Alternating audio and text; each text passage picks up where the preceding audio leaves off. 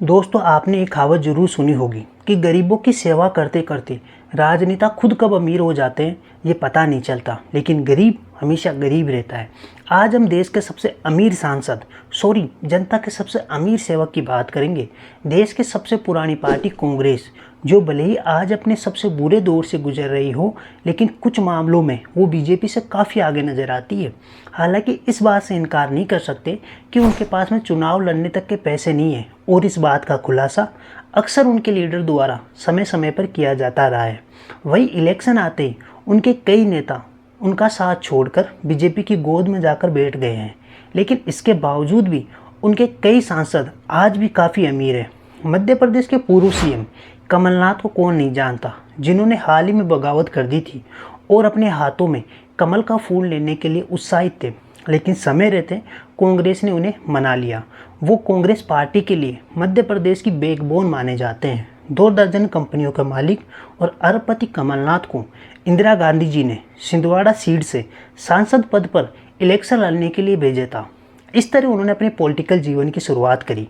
उन्होंने साल 2005 में दिल्ली की फ्रेंड कॉलोनी में एक बंगला खरीदा, जिसकी कीमत मानी जाती है 125 करोड़ रुपए, और राजधानी के पंचशील पार्क में भी उनका एक बंगला है जिसकी कीमत है 14 करोड़ रुपए।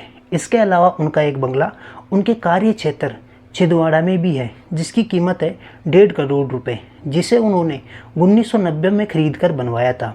यही नहीं, 2014 में उनके द्वारा लोकसभा सीट के चुनाव के समय अपने पास 207 करोड़ रुपए संपत्ति होने का ब्यौरा दिया था। इतना आलीशान जीवन को छोड़कर कमलनाथ ने जन सेवा के लिए राजनीति को चुना। इन्हीं के साथ उनका परिवार 23 कंपनियों का मालिक है, और अब उनके बेटे नकुलनाथ भी अपने पिता की विरासत को आगे बढ़ा रहे हैं और बिजनेस के साथ साथ राजनीति की दुनिया में भी अपनी एक अलग पहचान बना रहे हैं। एडीआर की रिपोर्ट की माने तो देश के सबसे अमीर सांसदों की लिस्ट में पहले नंबर पर मध्य प्रदेश के पूर्व मुख्यमंत्री कमलनाथ के बेटे नकुलनाथ आते हैं। कांग्रेस सांसद नकुलनाथ, जिन्होंने मध्य प्रदेश की छिंदवाड़ा सीट से चुनाव जीत चुके हैं, तब उन्होंने अपनी संपत्ति 660 करोड़ रुपए बताई थी। एक बार फिर से वो चुनावी मैदान में उतर रहे हैं। उन्होंने इस बार अपनी संपत्ति 700 करोड़ रुपए घोषित की है। इसमें से 650 करोड़ रुपए चल संपत्ति, जबकि 48 करोड़ रुपए की अचल संपत्ति घोषित की है। उनके बारे में ये भी कहा जाता है कि अक्सर वो प्राइवेट जेट से सफ़र करते हैं, क्योंकि उनके पास में कार नहीं है।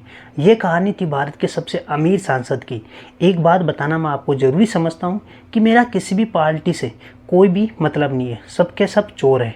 अगर आपका कोई सुझाव हो तो हमें कमेंट्स करके ज़रूर बताएं। वीडियो अच्छा लगा हो तो लाइक और हमारे चैनल को सब्सक्राइब जरूर करें। राम राम साहब।